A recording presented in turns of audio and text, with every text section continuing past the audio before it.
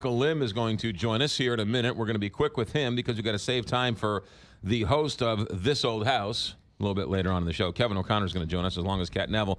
Good morning, Dr. Michael Lim. So apparently he's short-timing you. Good morning. For Apparently. a woodworker. I'm not short-timing him. This old house is very important. That's exactly right.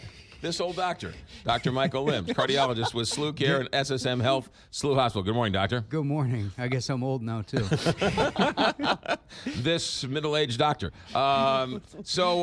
Peanuts and allergies to peanuts. Good news or bad news coming out recently? Well, I think this finding or these statements are interesting because certainly anybody with school-age kids, schools are now very, very, very cautious with respect to having peanuts around, right. and if there's a kid that is exposed to peanuts, then all of a sudden, oh my goodness. And these new statements that have come out, I think there's two different things they're saying. One is sometimes parents are told that their kids are allergic to tree nuts. Mm-hmm. Okay, so the statement says that not all tree nuts are the same. Mm. And so they should be tested potentially individually and looked at. And just because you have the skin sensitivity testing that says you might have a little raised bump on your back when they do that, the allergist does that, doesn't necessarily mean that they're truly allergic.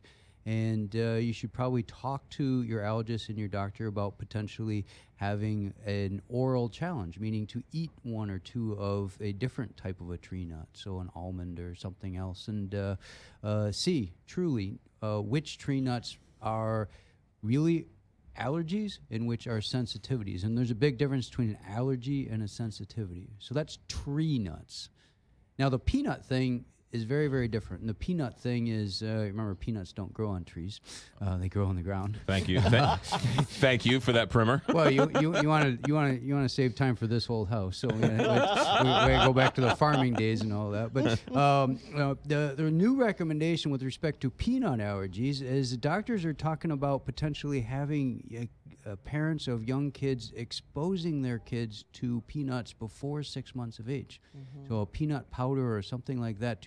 And there's a thought that this is the way to decrease the number of eventual true peanut allergies which occur long term.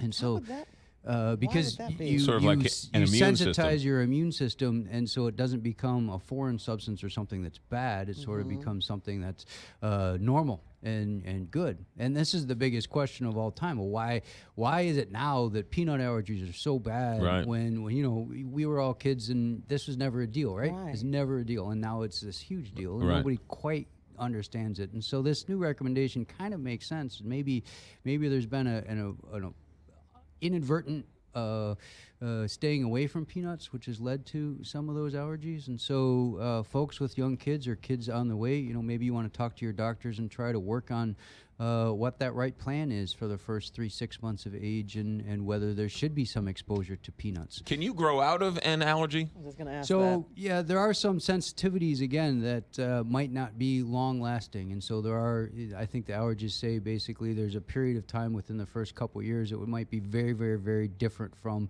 a period of time later in life. And so it's sometimes worth retesting a child with respect to what their allergies are. My daughter supposedly has reactivities and sensitivities to eggs and peanuts. Right. I know she can eat eggs because she's had egg products and that type of thing. She tends to avoid peanuts, but she could be and probably should be retested now that she's 9 or 10 years old. And some people call that growing out of. I think that the immune system's under development. And so immune system changes, and maybe it's not as big a deal. Good stuff. Dr. Michael Lim, cardiologist with SLU Care and SSM SLU Hospital. I used to be allergic to Michigan fans. Now I'm just sensitive to them. Hey, we can ball it, and we can hoop it, and most of us will try to be nice to you. There you go. Dr. Michael Lim, thanks for coming in. Thank you. Thanks, Have a good doctor. one. 8:24.